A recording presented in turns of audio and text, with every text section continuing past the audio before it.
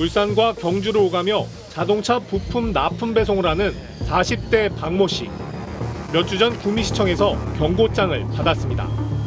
10년 넘게 운송회사에서 대여에 달고 다니던 번호판이 가짜라는 통보였습니다.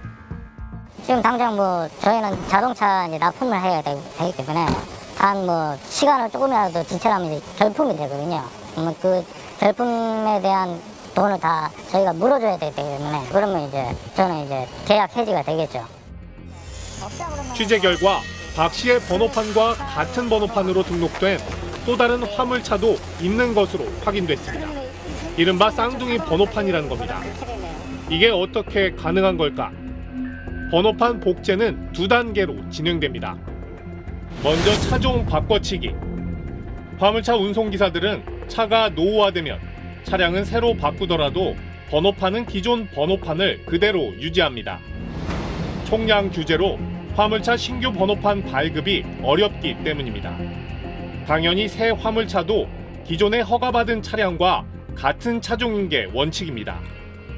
이렇게 기존 차량의 번호판을 떼어내서 새 차에 붙이는 과정을 합쳐 대폐차라고 합니다. 그런데 이 대폐차 과정은 지자체가 아니라 각 시도의 화물차 운송사업자협회가 위탁받아 맡고 있습니다. 가짜 번호판 업자들은 이 틈을 파고듭니다.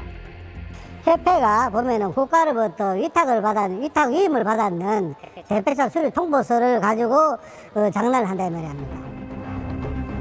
스트레이트가 확보한 경북 지역의 대폐차 서류입니다. 분명 폐차되는 차량은 청소차인데 번호판을 새로 다는 차량은 일반 화물차로 바뀌어 있습니다. 그냥 등록 필증을 가져와서 확인만 하고 이상이 없으면 해주면 등록을 해줍니다. 그리고 거기다가 대체만 입력을 해주면 업무가 끝나버려요. 이렇게 발급받은 서류를 자동차 등록사업소에 제출하면 청소차용 번호판이 감쪽같이 일반 화물차용 번호판으로 변합니다. 청소차 번호판의 거래 시가는 500만 원, 트랙터 화물차는 5천만 원입니다. 순식간에 10배 껑충 뛴 번호판이 탄생하는 겁니다.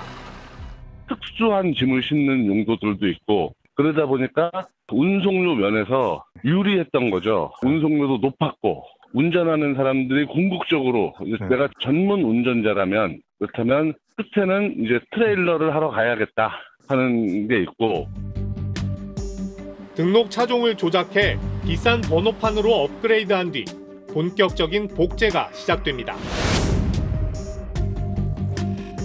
수법은 이렇습니다. 먼저 A씨에 등록된 화물차를 폐차하는 척하며 이 차의 번호판을 B씨의 운송회사에 팝니다. 번호를 팔았으니 A씨에서는 번호판을 말소시켜야 합니다. 그런데 이 번호판을 말소시키지 않고 폐차 후 A씨 안에서 새 차량으로 바꾸는 것처럼 서류를 꾸미는 겁니다. 이러면 원래 번호판을 대체하는 번호판이 A씨와 B씨 두 군데 탄생합니다. 이런 식으로 번호판 무한 증식도 가능한 겁니다.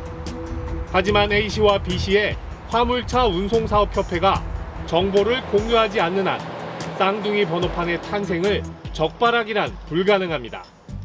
대폐차 필증을 굉장히 끊고 그리고 또 한 사람은 대구에다가 양도 양수 승인 요청을 합니다.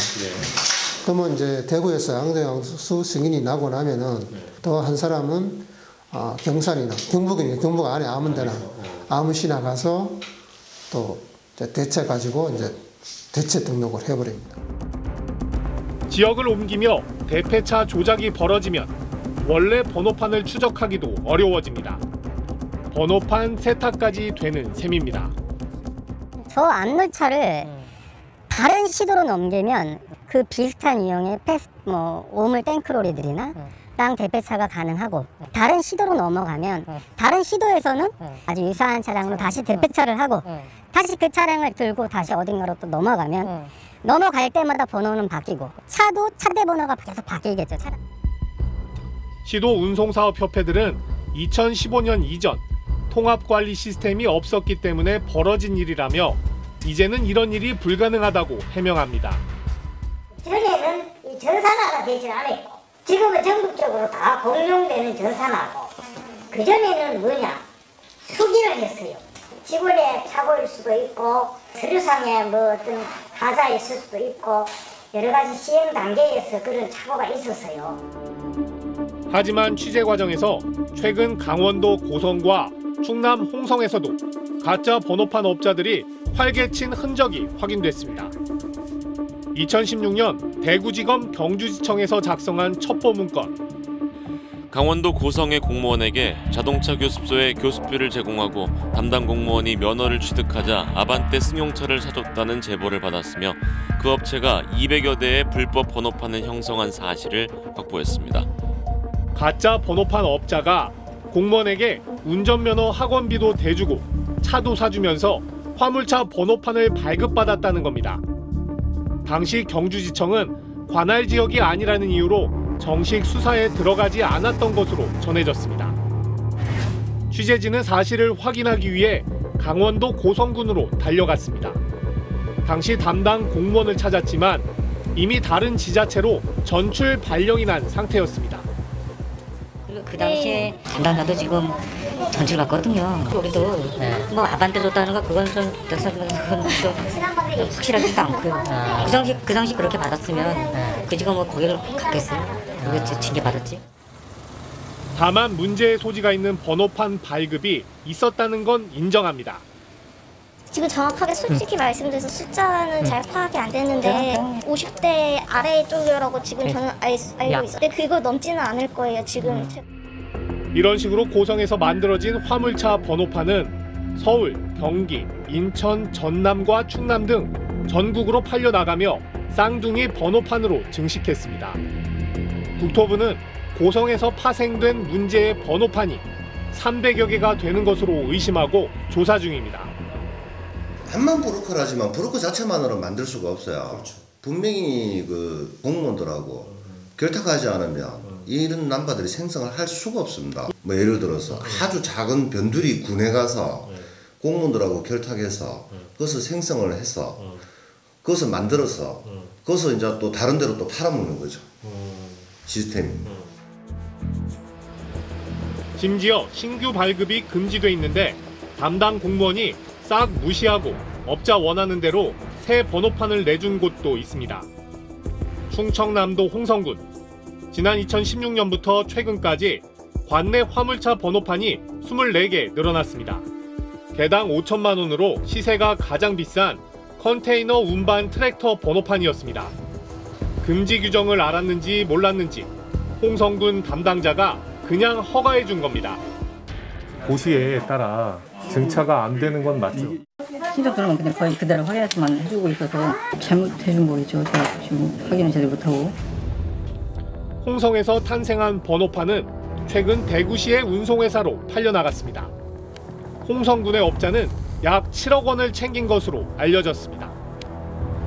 2004년 번호판 허가제가 도입된 뒤에도 이상하게 영업용 화물차는 35만 대에서 50만 대로 꾸준히 늘었습니다. 운송업계는 50만 대의 영업용 화물차 중 10%인 5만 대가 가짜 번호판을 달고 있는 것으로 추산하고 있습니다. 번호판 하나의 가격을 3천만 원이라고 치면 규모가 1조 5천억 원에 달합니다. 전국을 누비며 1조 원대의 암시장을 주무르는 업자들은 누구일까? 스트레이트는 강원도 고성과 충남 홍성, 그리고 경북 포항 등에 있는 문제의 운송회사들을 찾아가 봤습니다. 아니요, 다른 데로 갔어요. 이사한 걸로 알고. 언제 이사 왔어요? 9월 말. 주소지는 대부분 시골에 위치한 허름한 건물들이었습니다. 언제부터 사무실로 썼는지도 알 수 없을 정도로 방치돼 있었습니다. 여기는 비어있는데 오래됐어요. 사실상 서류상으로만 존재하는 운송회사였던 겁니다. 고성의 운송회사는 대표이사가 외국인으로 등록돼 있었습니다. 그리고 운수회사 이런 짓 하는 놈들이 다 빠진 사장 나쁜 놈 세워가지고 심지어는 캄보디아인가 뭐 스리랑카 놈을 회사 사장으로 올려놓은 경우도 있는데 여기 등기부 등본에 적힌 대표의 아파트를 찾아가 봤지만 입주자 명부에 없는 인물이었습니다. 저희가 찾는 분은 이분이거든요. 이라는 분은 안 계시죠? 없어요.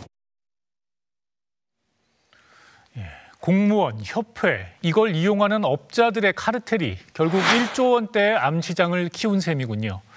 빈 사무실에 바지 사장까지 내세운 가짜 번호판 업자는 지금도 어디선가 활동을 하고 있고요. 네, 이렇게 얽히고 설키다 보니 정직하게 화물 운송업을 하고 싶어도 지금 누가 사기를 치는 건지 판별조차 쉽지가 않겠는데요. 시장이 혼탁하다 보니까 운송사업자들은 자기가 언제 법을 어길지조차 알 수가 없습니다. 그렇다 보니 이런 상황을 기가 막히게 이용해 거액을 번 변호사도 있었습니다. 바로 가짜 번호판을 여러 차례 수사한 전직 검사였습니다.